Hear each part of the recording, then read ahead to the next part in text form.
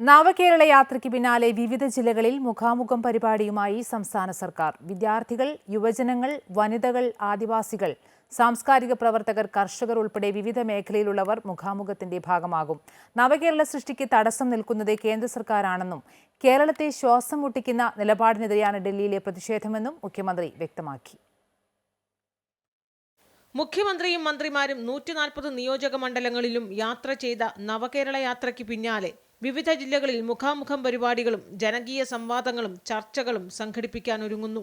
നവകേരള സൃഷ്ടിക്കായി പുതിയ ആശയങ്ങളും അഭിപ്രായങ്ങളും സ്വരൂപിക്കുകയും പ്രശ്നങ്ങൾ അറിയുകയുമാണ് മുഖാമുഖത്തിലൂടെ ലക്ഷ്യമിടുന്നത്. വിദ്യാർത്ഥികളും യുവാക്കളും വനിതകളും സാംസ്കാരിക പ്രവർത്തകരും കർഷകരും ഉൾപ്പെടെ മുഖാമുഖത്തിന്റെ ഭാഗമാകും. ഫെബ്രുവരി 18 മുതൽ മാർച്ച് 3 വരെ വിവിധ ജില്ലകളിൽ മുഖാമുഖം നടക്കും. ജനകീയ സംവാദങ്ങളും മുഖാമുഖ ചർച്ചകളും തുടരാനാണ് ഉദ്ദേശിക്കുന്നത്. അതിൻ്റെ ഭാഗമായി തുറന്നുള്ള ദിവസങ്ങളിൽ വ്യത്യസ്ത മേഖലകളെ പ്രതിനിധാനം ചെയ്യുന്നവരെ പ്രത്യേകമായി വിളിച്ചു ചേർക്കും.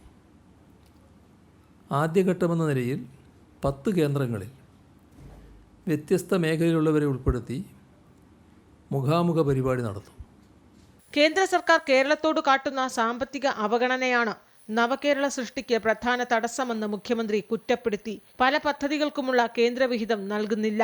ലൈഫ് പദ്ധതികൾ ഉൾപ്പെടെ കേന്ദ്രത്തിന്റെ വിഹിതം നാമമാത്രമാണെന്നിരിക്കെ കേന്ദ്രത്തിന്റെ പേര് പ്രദർശിപ്പിച്ചാൽ മാത്രമേ വിഹിതം നൽകൂ എന്ന നിലപാടാണ് സ്വീകരിക്കുന്നതെന്നും മുഖ്യമന്ത്രി വിമർശിച്ചു. കേരളത്തെ ശ്വാസം മുട്ടിക്കുന്ന കേന്ദ്ര നിലപാടിനെതിരെയാണ് സംസ്ഥാനം ഡൽഹിയിൽ സമരം നടത്തുന്നതെന്നും മുഖ്യമന്ത്രി വിശദീകരിച്ചു.